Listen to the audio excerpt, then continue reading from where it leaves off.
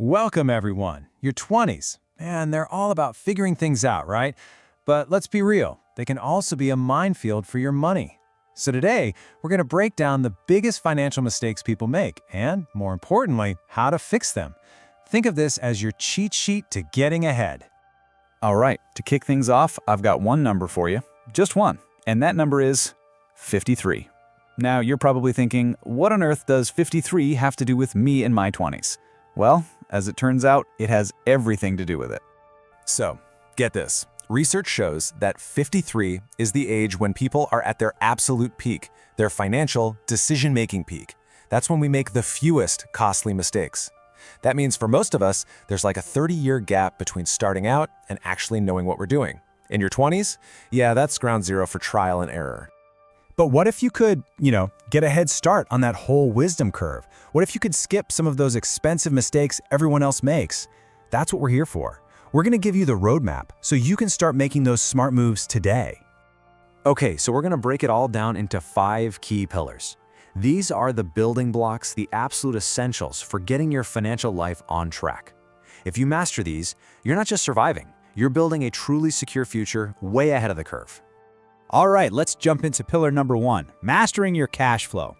This one's the foundation for everything else. And the biggest mistake we see here is super common, just spending more than you make. And it often sneaks up on you with something called lifestyle creep. You know the feeling, right?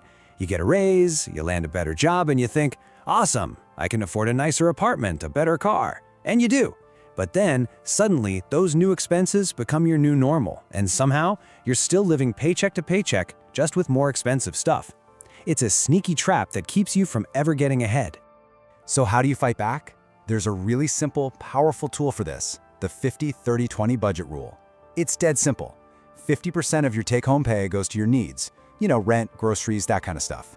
30% is for your wants, the fun stuff like streaming, going out, that new gadget. And the most important part, 20% goes straight to savings and paying off extra debt. It's a super clear way to make sure you're living within your means and actually building wealth. Okay, so once you have a handle on your cash flow, it's time for pillar number 2, building your safety net. Look, life happens, right? Your car breaks down, you have an unexpected medical bill, and if you don't have an emergency fund, those little surprises can completely derail your financial life.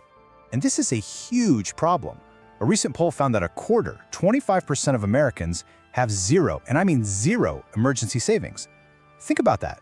1 in every 4 people you know is just one flat tire or one trip to the ER away from going into serious debt. The solution is to build that financial cushion. The goal is to have 3 to 6 months of your essential living expenses saved up. Now, I know that can sound like a ton of money, but listen, you don't do it all at once. The trick is to start small. Open a separate, high-yield savings account, out of sight, out of mind. Then set up automatic transfers for the day you get paid. Even if it's just a little bit, it adds up. And trust me, it's your best defense against having to swipe a credit card when disaster strikes. All right, pillar number 3. Let's talk about debt. So many people see debt as this big, scary monster. But here's the thing. The mistake isn't having debt. The mistake is ignoring it or not knowing how to use it as a tool. And I get it. When you're staring at a huge student loan balance or a growing credit card bill, it feels heavy. It's overwhelming. And it's so tempting to just make the minimum payment and try not to think about it. But that's honestly the worst thing you can do. You have to face it head on. This brings up a huge question people have. With my extra money, should I pay off my debt faster or should I start investing? And the answer really comes down to one thing: interest rates. Here's a simple way to think about it. If you have high interest debt, we're talking credit cards or loans over, say, 6 or 8%, paying that off is a guaranteed return on your money. It's a no-brainer. But if your debt is low interest, like some student loans under 5%, you could actually make more money over the long haul by investing in the stock market instead. And that leads us perfectly into pillar number 4, investing in your future. This one is so important. Delaying saving for retirement is probably the single most expensive mistake you can make in your 20s. And it all comes down to one magical, powerful force. And that force is compound growth. Just look at this chart, it's mind-blowing. If you start investing just $300 a month at age 25, you could end up with over $700,000 for retirement. But if you wait just 10 years and start at 35, that exact same contribution gets you less than half of that.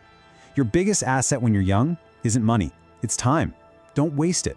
So, what's the absolute easiest way to start? If you have a job that offers a 401k match, you have to take it. Seriously, when your employer matches your contribution, that is 100% return on your money. Instantly. It is literally free money. There is nowhere else you will find a deal that good. Leaving that on the table is like throwing cash away. Okay, on to our final pillar, number 5. This one is kind of the engine that powers everything else we've talked about, cultivating a growth mindset. It's about more than just the numbers and the rules. It's about your attitude towards money, setting goals, and not being afraid to take smart risks. So what does that actually look like? Well, first, it means setting real, concrete goals. Save money is vague. Save for a down payment on a house in 5 years? Now that gives you purpose. It also means understanding that when you're young, taking on a little more investment risk can lead to way higher returns. And maybe the most important investment of all, investing in yourself. Learning new skills is the surest way to boost your earning power for the rest of your life.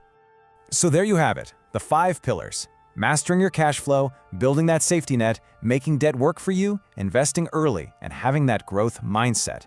They're not separate things. They all work together. They build a foundation that isn't just about getting rich, it's about building a life with less stress and more freedom. Look, by focusing on these things now, you're getting that huge head start on the wisdom curve we talked about. You're taking control. You're deciding what your future is going to look like. So I'll leave you with just one question to think about. What is one financial decision you can make today that your future self is absolutely going to thank you for?